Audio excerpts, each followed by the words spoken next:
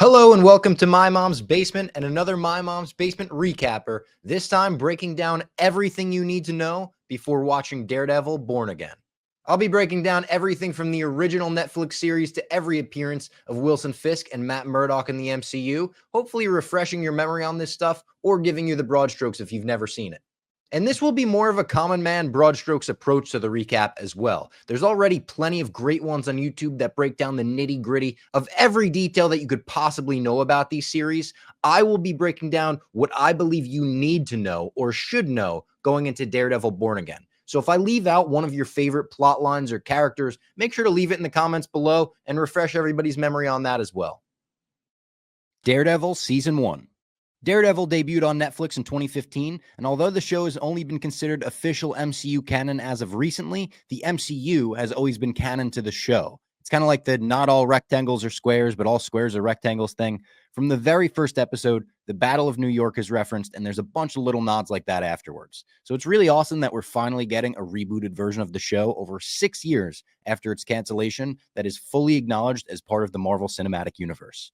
Daredevil generally sticks to being a street-level vigilante crime show with much lower stakes than most MCU projects, though, which is a big part of the reason why it works so well. Matt Murdock isn't trying to save the world, he's just trying to make Hell's Kitchen a safer, better place. In the first season, he's still learning the ropes as both vigilante and lawyer, and the main plot revolves around him trying to take down Wilson Fisk, aka Kingpin, from both angles. We see the aftermath of the incident where he was blinded as a child and learn about his father's murder in a very Pulp Fiction, fight fixed gone wrong type incident. And then we catch up with Matt when he's already an adult using his special abilities to fight crime and corruption in the city. They save his superhero training origin with Stick, the old blind martial artist who taught him everything he knows, for later on, but it's really well done and worth the wait in my opinion, and that's a common theme in this series. It's a slow burn in the best way possible. I mean, hell, they don't even show you the Daredevil suit until the end of the season 1 finale. Karen Page, a secretary who discovers embezzlement done by a construction company called Union Allied, is framed for the murder of a coworker in the very first episode, and it's up to Matt Murdock and his buddy from law school, Foggy Nelson, to prove her innocence and get her out of it. She starts working for them in their starter legal office, trying to figure out who's behind all of this, with the help of a reporter she befriends named Ben Urich. Meanwhile, Matt starts trying to find out who's behind all of this on the streets by beating the bloody pulp out of any criminal who may know the name of the boss in charge, who is, of course, Wilson Fisk, Kingpin. Giving up the Fisk name is treated like saying Voldemort in the Harry Potter universe, though, and most would rather die, brutally, than say it. It makes sense, too, after we see him decapitate a mobster with a car door. You don't want to mess with this guy. Murdock runs into a lot of trouble with multiple gangs along the way, and he gets his ass kicked a lot. I mean, like, a lot. Mostly by a ninja named Nobu. But he always gets stitched up by his lady friend, a nurse named Claire, played by Rosario Dawson, so it ain't all bad for Matt Murdock. Oh, and get used to him being a ladies' man. They just can't resist this guy. When Kingpin himself almost kills Matt Murdock with a beating the first time he meets the devil of Hell's Kitchen, Foggy finds him and therefore finds out about Matt's secret double life, and he's so upset and concerned, he breaks the practice up for a little bit. He's really just looking out for the well-being of his friend, though. Around the same time, Karen and Ben Urich track down Wilson Fisk's mother in a nursing home, and she tells him about Fisk murdering his own father with a hammer as a young boy. When Kingpin's assistant Wesley finds out about this, he puts Karen in a position to kill or be killed, and she shoots him dead and runs. Kingpin spends most of the season killing and intimidating mobsters, but also courting a woman named Vanessa, who he is madly in love with from their very first encounter. She quickly accepts his lifestyle and seemingly understands the risks associated with it, and he just falls head over heels.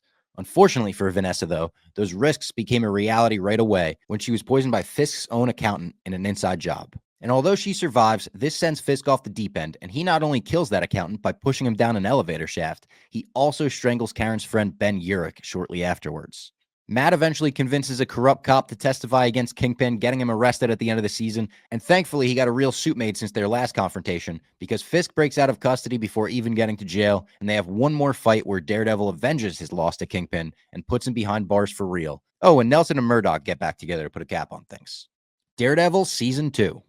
Season 2 of Daredevil introduces two more iconic Marvel characters in The Punisher and Elektra. The Punisher, real name Frank Castle, is played by Jon Bernthal, who absolutely steals every scene he's in, and Elektra is played by Elodie Yung, who I thought was really great, despite her character's portrayal being a bit polarizing with fans. This season focuses way more on their stories than Wilson Fisk's, and Kingpin actually only appears in a few episodes, Vanessa in none of them. Frank Castle's arc revolves around him gunning down the mobs and gangs responsible for the murder of his family, and he puts up an insane KD with these fools, taking them out dozens at a time. Daredevil, not so keen on killing, tries to stop Frank and reason with him after getting chained up on a rooftop, and he's able to get through to him enough for Castle to work with him and reveal a little bit about his past as a Marine. The offices of Nelson and Murdock take on Frank's case, and Karen winds up being the one who can earn his trust the most. Oh, and speaking of Karen, her and Matt are now a thing, just in time for his ex from college, Elektra, to come back into Matt's life unexpectedly. Love triangle. We get to see how Matt and Elektra's relationship developed in college, how both of them trained in martial arts and how that was a big common interest for them, Matt not yet realizing she was trained by Stick as well, and she brings Matt to the man who killed his father and tries to get him to murder him for revenge, which he won't do. And that was the end of that between them because, I don't know how you could ever get past that awkwardness. Elektra's back to ask for Daredevil's help in her fight against the ninja gang known as the Hand and the Yakuza, though, to which he reluctantly agrees, completely tanking his relationship with both Foggy and Karen. This secret gets in the way of Frank Castle's case, his newly budding romance. Karen actually walks in on Elektra in Matt's bed at one point, breaks up with him, and then Castle tanks his own case and tells everyone how much he loves killing in a scene that's since become a very popular meme. In prison, Frank Castle meets Wilson Fisk, who tells him about one of the men involved in the drug deal gone wrong that killed his family, also locked up with them. And he allows Frank to take his life, to which he gladly agrees, and then the Punisher gets his own hallway fight scene that is so metal it hurts. After that, Fisk arranges for Castle's escape, knowing he'll take out all of the competition in Hell's Kitchen, and here's where things get a bit weird. Daredevil and Elektra discover that the Hand has been draining the life out of kids, who are basically zombies now, and remember that guy I mentioned, Nobu, who had always beat Daredevil up? Well, we thought he was dead at the end of season 1, considering he was lit on fire, but it turns out he's been resurrected, and he reveals to Elektra that she is the new Black Sky, aka the leader of the Hand that they are sworn to serve. It's a very Darth Vader offering to rule the galaxy as father and son moment. Stick has returned to the picture at this point to join them in this fight, being their two former students of his, and both him and Elektra want to kill each other due to their history and her now being the Black Sky, but they hold off to make Matt happy and escape, only for Elektra to sacrifice herself shortly afterwards to save Daredevil's life in a massive rooftop fight with Nobu in the Hand. This was just moments after they confessed their love to one another and came up with an escape plan too. It's brutal. The Punisher lends his old pal Red a hand from afar, taking out ninjas sporting a familiar new outfit that he spray-painted himself, and despite Daredevil throwing Nobu off a roof with his new billy clubs this time around, he survives again. Luckily, though, Stick was waiting for him on the ground and beheads him in the alley. So I think that's the end of Nobu for now. Nelson and Murdock is closed down at the end of season 2. Foggy takes a job at a much better firm. Karen turns to reporting, and Matt actually has her meet him at the old office, revealing to her that he is Daredevil.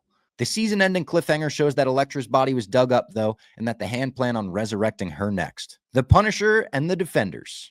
After season 2, the Punisher spun off into his own series, and Daredevil appeared in a Netflix team-up series called The Defenders. This is where Elektra was actually resurrected and used by the Hand to fight against Daredevil and a few others. The Defenders were basically Netflix's street-level Avengers team consisting of Daredevil, Jessica Jones, Luke Cage, and Iron Fist. And despite some of the other shows not being as well received as Daredevil, I think people really enjoyed seeing these characters all on screen together for the most part. I honestly don't believe too much of either series will be required knowledge for the average viewer of Daredevil Born Again, being they know a lot of people haven't seen all of the Netflix series.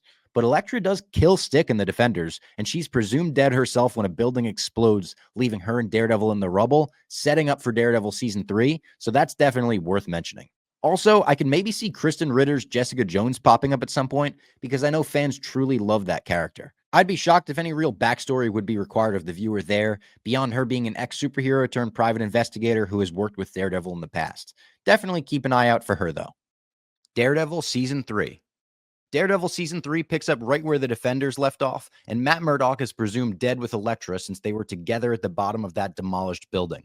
He isn't, though, and when he washes up on shore, he goes back to the church where he was raised. Here, he's taken care of by Father Lantom and Sister Maggie, and he finds out the heartbreaking truth that Sister Maggie is his mother, who had to give him up as a baby due to postpartum depression. Wilson Fisk cuts a deal with the FBI at the beginning of this season to start snitching on his rivals and actually gets shanked in prison for giving them up. But it's later revealed that this was an inside job so he could be moved from his cell to a much safer, gorgeous penthouse in the city. If it seems a bit unfair and outrageous that the FBI would allow such a thing, that's because it is. Kingpin has turned many corrupt members of the Bureau into his henchmen, though, and he even gets an unstable lunatic named Benjamin Poindexter, or Dex for short, to dress up as Daredevil and frame him for a bunch of crimes, including murder. Most of the season revolves around Matt fighting against his sharpshooter impersonator, who truly goes off the deep end after Fisk has the love of his life killed.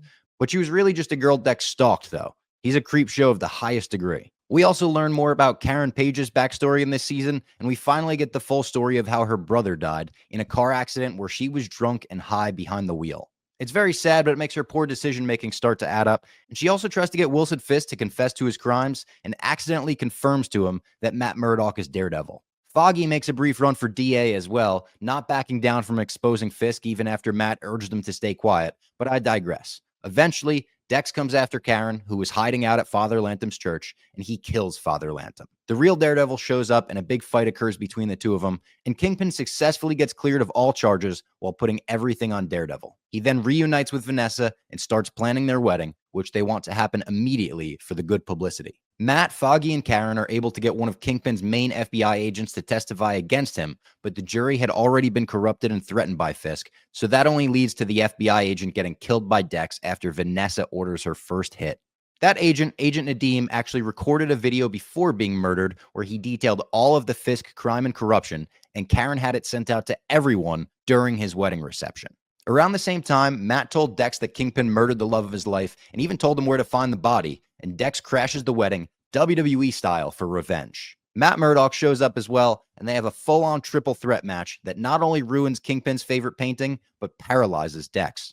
Kingpin actually wants Daredevil to kill him in the end, as he'd rather die than be taken away from Vanessa and put in a cell once again, but Matt refuses to compromise his morals and makes a deal with Fisk. He leaves Foggy and Karen alone and keeps Matt's secret, and Daredevil won't go after Vanessa. The season ends with Foggy, Karen, and Matt hanging out at the Nelson family restaurant, and Foggy suggests they reopen the firm under the name Nelson, Murdock, and Page. Meanwhile, Dex is shown getting his spine repaired in surgery and opens his eye to reveal a bullseye. It's an incredibly wholesome ending between Matt, Karen, and Foggy, but it obviously wasn't meant as a true ending for the series before their cancellation because of the bullseye cliffhanger. Thank God they're bringing these characters back with Born Again, because as amazing as those 3 seasons were, I need more. At this point, Daredevil was unfairly and spitefully canceled by Netflix due to the launch of Disney+, and it wouldn't be years until we saw these characters again, but thankfully, Kevin Feige had the sense to bring them back. Spider-Man: No Way Home. Matt Murdock's first appearance in the MCU is a quick cameo in Spider-Man: No Way Home, where he acts as Peter Parker's lawyer after his identity was revealed, and he informs Peter that he got all charges against him dropped. When a crazed Mysterio reporter throws a brick through Peter Parker's window, Matt catches it, and Peter cannot believe his eyes. He asks Matt, "How did you do that?" And Matt responds, "I'm a really good lawyer." Hawkeye. Wilson Fisk's MCU introduction is done towards the end of the Hawkeye series, where his relationship with Maya Lopez is explored. Maya Lopez is the boss and leader of the Tracksuit Mafia, the criminal organization that the heroes are battling in this show, and Kingpin is like an uncle to her. She's deaf and wears a prosthetic leg, but she kicks major ass regardless. Maya witnessed Hawkeye murder her father one night when he was on a rogue mission as the samurai Ronin, and after a lot of fighting and chasing revenge, Hawkeye revealed to her that Kingpin was actually the one that tipped him off about that location in the first place, and that he was the one behind the killing. Maya tries to play it cool with Uncle Willie the next time she sees him, but he knows something is off, and he's ready to kill her pretty much immediately. He gets caught up in the crossfire of the big final battle in the last episode, though, and after threatening the mother of Hawkeye's protege, Kate Bishop, he eats a couple arrows to the chest and gets blown up in a toy store by Bishop herself. After surviving all of that and even being tough enough to walk away from it on his own accord, Maya Lopez confronts him and seemingly shoots him right in the face as the camera pans up and the series comes to a close. Jack Duquesne, aka Swordsman from the Marvel Comics, also appears in this show as a red herring villain who winds up being a good guy. He's apparently going to appear in Daredevil Born Again at some point, so just keep an eye out for him. She-Hulk Attorney at Law. The next time we see Matt Murdock is in She-Hulk Attorney at Law, when he shows up to absolutely lawyer Jennifer Walters in a case where a Z-list superhero is suing their costume maker for faulty practices. He wins the case pretty easily and later teams up with She-Hulk to rescue said costume maker from a kidnapping, and then adds that Hulk to his roster. That's right, the MCU's most eligible bachelor, Matt Murdock, is an absolute dog. He was clapping them green cheeks. Echo, the solo series focused on Maya Lopez, brought both Daredevil and Kingpin back separately and was the last time we saw either character before Born Again. We get a little more backstory on Fisk taking Maya Lopez under his wing from a young age, but especially after her father was killed. And Daredevil's appearance is pretty much a 2-minute fight scene just to prop up Maya and show off her combat skills. During a flashback, he shows up to a warehouse to get in her way while she's on a mission for Kingpin. They fight to a draw, and then he kind of just leaves. They tried to replicate the one-shot style action of the original series here as well, and it was okay, but it just never hit like the hallway or staircase fight scenes. In real time, Wilson Fisk is revealed to have survived getting shot in the face point blank. He just needs to wear an eye patch for a little bit. He has Maya hunted down in Oklahoma where she's been on the run and offers her a truce. He had her father killed. She shot him in the face. It's basically an eye for an eye. Fisk wants Maya to be the heir to his criminal empire and tells her the story of killing his father, even giving her the hammer that he did it with to try to manipulate her. But none of that helps in persuading her to rule the galaxy together with him, and she turns down his offer. This enrages Fisk, and he has his men kidnap Maya's grandmother at the local powwow in retaliation, but when Maya gains the power of her ancestors, she's able to defeat Kingpin, his henchmen, and his goons with a side of therapy and getting to the bottom of that childhood Fisk trauma. It's pretty strange, but this all messes him up so much that he basically did what Daredevil did and leaves, and I'm now realizing that all of Maya's fights in this series ended with her opponent just walking away. It's kind of weird. Anyway, in the post-credit scene, Wilson Fisk is watching the news on his private jet, and he hears the anchors discussing who could be the next New York mayor, which they say has no clear frontrunner. That makes him lean forward in his seat, obviously a tease to the Mayor Fisk arc from the comics, which it appears we're getting in some capacity in Daredevil Born Again. And there you have it, everything I think you need to know before Daredevil Born Again debuts this Tuesday on Disney+.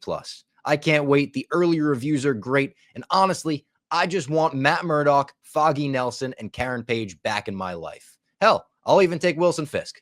If you enjoyed this video, make sure to leave a like, a comment, subscribe to the channel if you're not already, and hell, send it to your friend. A lot of work goes into this edit, and I appreciate everyone for sharing it and supporting it. And of course, enjoy Daredevil.